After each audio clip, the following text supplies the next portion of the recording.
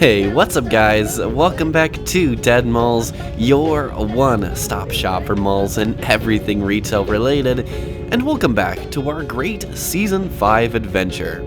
As we travel across the country, we make our next stop in our Midwest expedition, this time going back home for me and traveling to northern Iowa to see a classic, once covered here on the channel long ago, in Season 2 I think it was, Southbridge Mall in Mason City, Iowa, an 80s time capsule of small-town Iowa and its attempt at a mall. And I was blessed with my visit, as when I went back in October of 2022, there was a food vendor in the food court, so they turned the neons back on. Those, plus the green loop neons, the tile floors, and the retro storefronts, made Southbridge a very worthy revisit. Before we dive in today, I'd like to take a moment to shout out our winners who were able to successfully guess the next mall. Very nice job, Abby Bernice. If you'd like to have your chance of being next week's shout out, stick around for the next challenge. Anyways, let's quit dilly-dallying and head in, tell the story, and see where it's going for Mason City's Southbridge Mall, and see how it's doing as of October of 2022.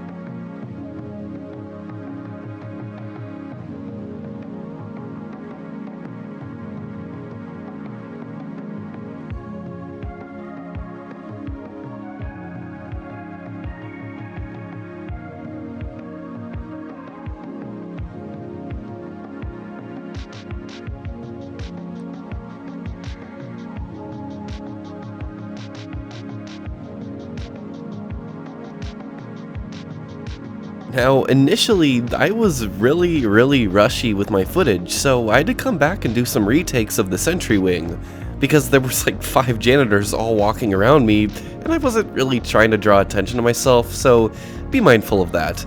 Now, while walking through the center court here, you'll see that the majority of the mall's foot traffic is here, but also, as we go deeper, just how much it drops off, until it feels like you're in an utterly abandoned wing.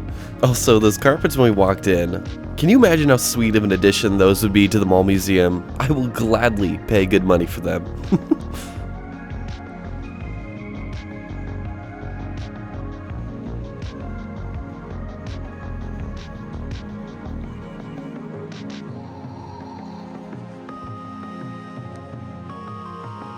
Southbridge Mall may have been an 80s mall, but its story begins well over 60 years ago, right as the mall craze was beginning to break out in full swing. In the slow-growing Iowa town of Mason City, they were getting ready for their very own mall. In 1964, Willowbrook Mall would open just west of downtown. Although this was less of a regional mall and more of a very small hallway between a few stores, the mall boom and age of malls were at that stage where they were still very small. But it wouldn't be long before plans for a much larger mall right in the heart of the city would be put forth.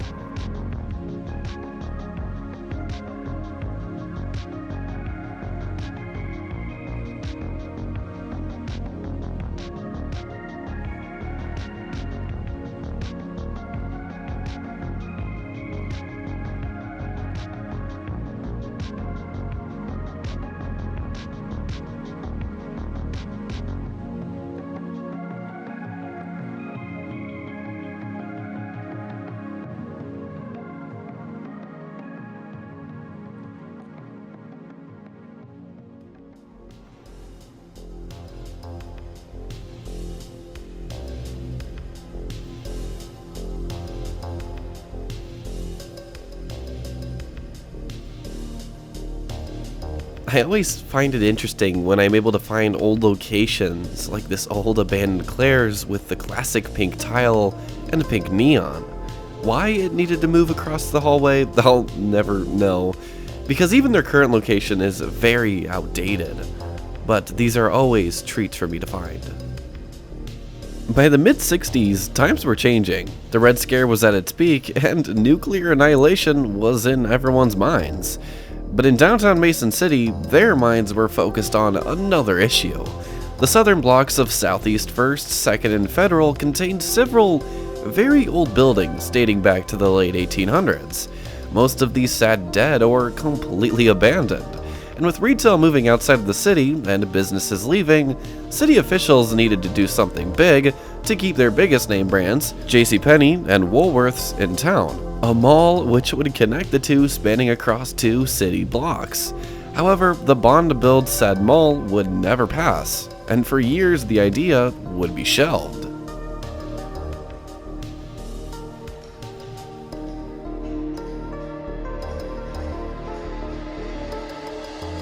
So during my visit here, which was back in October, I was completely blown away at just how much this mall has changed.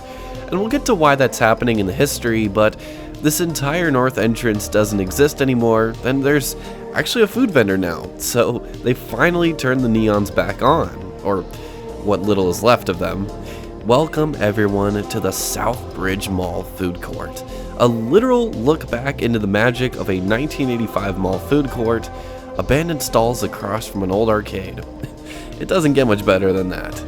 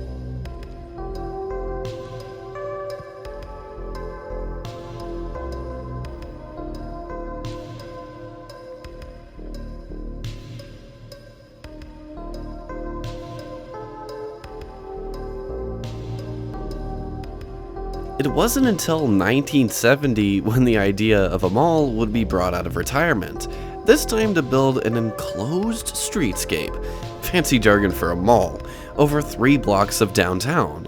Yet again, however, nothing would ever become of it. And then again in 1972, and then in 1974, all of these occasions, it would be shot down.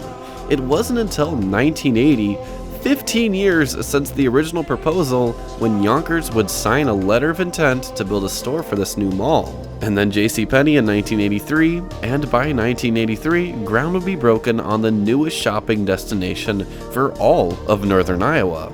Spearheaded by the Center Companies of Minneapolis and designed by Wasner, Mahaffey, and Bowman of Mason City, a local contest would be held to decide a name for this mall, and Southbridge Mall would officially become the name, with an opening date scheduled for the spring of 1985.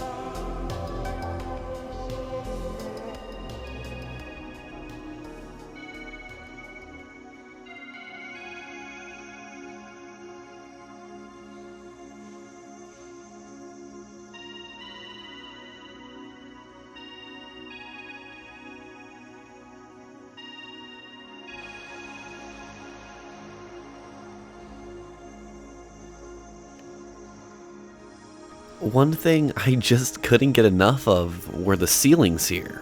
Even with the warehouse bare metal look, they still just have so much detail. Whether it's the neons or the colored lights illuminating them, coming down towards Yonkers here, you'll see what I mean. I would love to eventually come back here at night and see what it's like to be in a mall that's completely illuminated by neons and an otherwise dark void. Let's open the mall.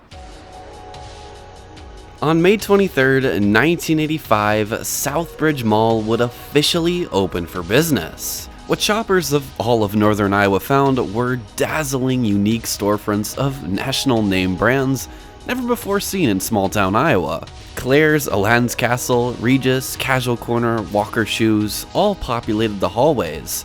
The mall itself was built in a unique plus shape with a major corridor running from Yonkers to JCPenney, and from the main entrance to Burgos, a local department store chain. The center court featured towering skylights and green neon loops, and atop a tall spire known by locals as the Lantern, which would shine out over the city each night almost like a lighthouse. While the mall never featured any fountains, it did feature plentiful trees, courtyard benches, plants, lit up directories, and an amazing tile floor. Oh, and not to forget the neon-filled food court.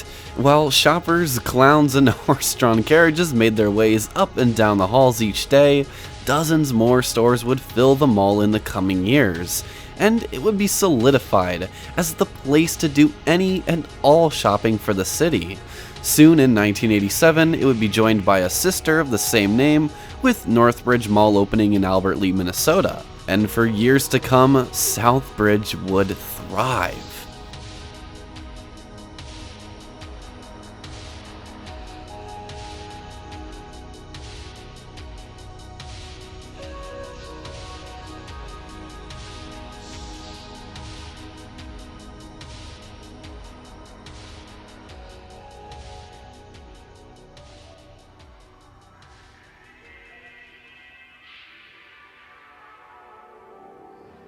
Undeniably, one of the coolest parts of Southbridge is the whole abandoned Yonkers wing. Once containing stores like American Eagle, Regis, and GNC, what else was down here? Let me know down below. But this big maroon Yonkers logo is one of a kind. I've been to every old Yonkers, and I don't think I've ever seen one like this.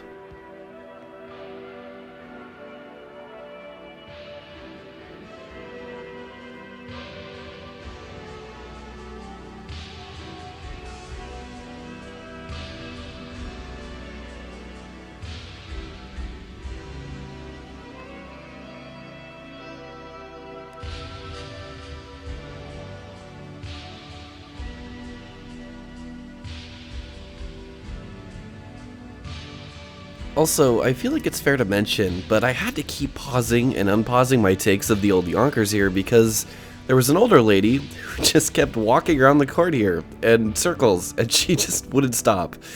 I think she was maybe broken looking back, stuck in an endless mall walker loop, but yeah, see if you could spot her. For over 2 decades, Southbridge would excel in every aspect. At near 100% occupancy, what could go wrong?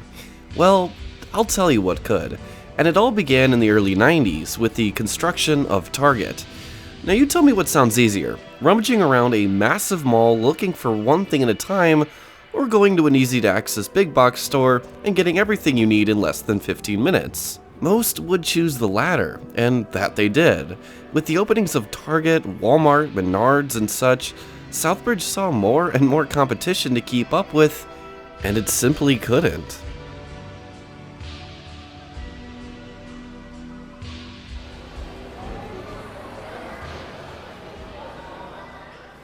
Thank you. Please go about your day and enjoy this echo jam. Now, I know I sort of talked about that capitalistic architecture post 9/11 in the last episode, but I don't really feel like I got my point across like I wanted to.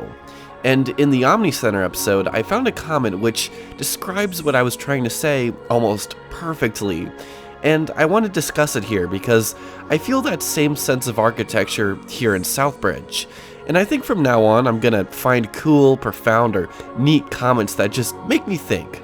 I'm going to include them here in the episode and talk about them, so if you have anything you want to say, anything that, makes you think, leave it down below and maybe it'll be in the next episode. This one comes from Quintus Antonius, who says, "For me, the mall that most encapsulates pre-9/11 American architecture is the South Park Mall in Strongsville, Ohio. By pre-9/11 here, I mean the trajectory of American consumer architecture up to that point. Large windows, lofty metalwork that clearly descended from Art Deco, wide open spaces, etc.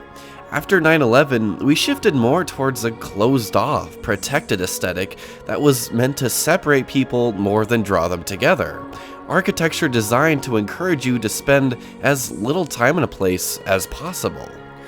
And this couldn't be closer to the truth. I love malls like Southbridge or Northridge or Marley Station because they promote this fun, inviting atmosphere and they have this togetherness, like everything is designed in the architecture for the betterment of bringing people together. When I go to modern malls like Jordan Creek, I find nothing. I feel like I'm just getting what I need, then going. There's no fun atmosphere. There's no togetherness.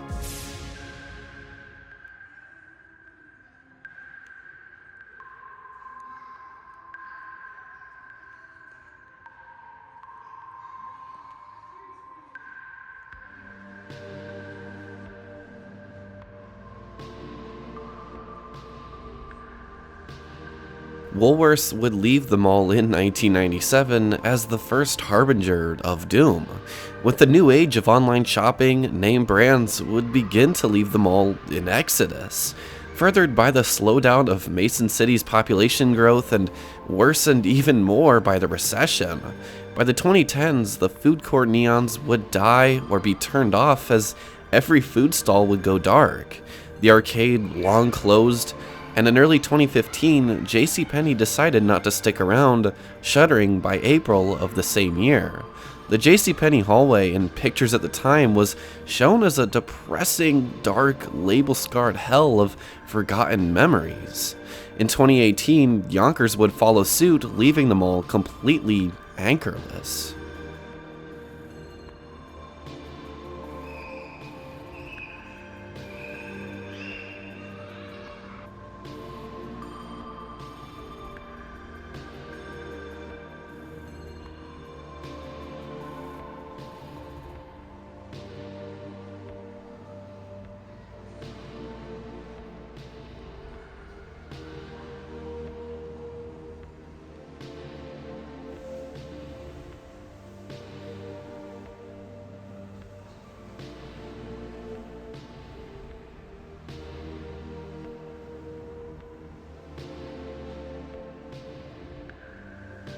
Oh, you already know I wasn't gonna leave here without saying goodbye to the food court. It's too iconic.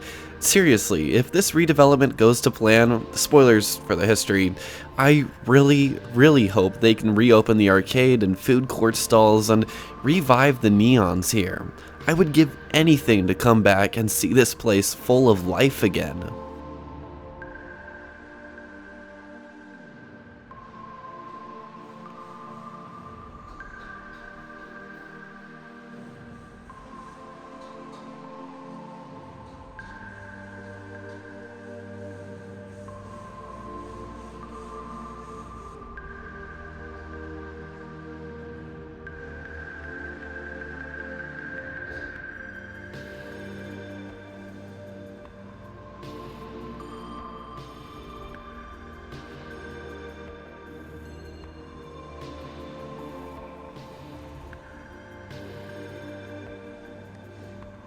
While the later 2010s happened to be a detrimental era for the mall, and it seemed like Southbridge's days were numbered, there was actually some hope.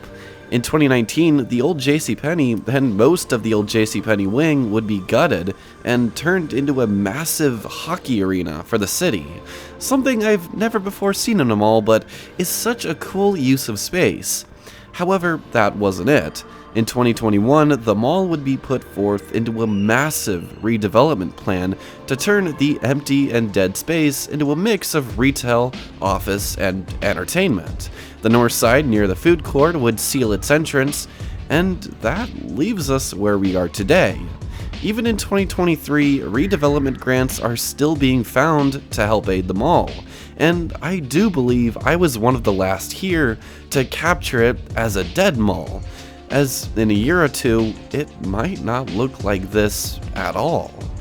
Also, fun fact for you all, but Bath & Body Works is now closed. I think it was shortly after I visited that they closed, so I don't know if that changes how you feel about its hopes, but yeah.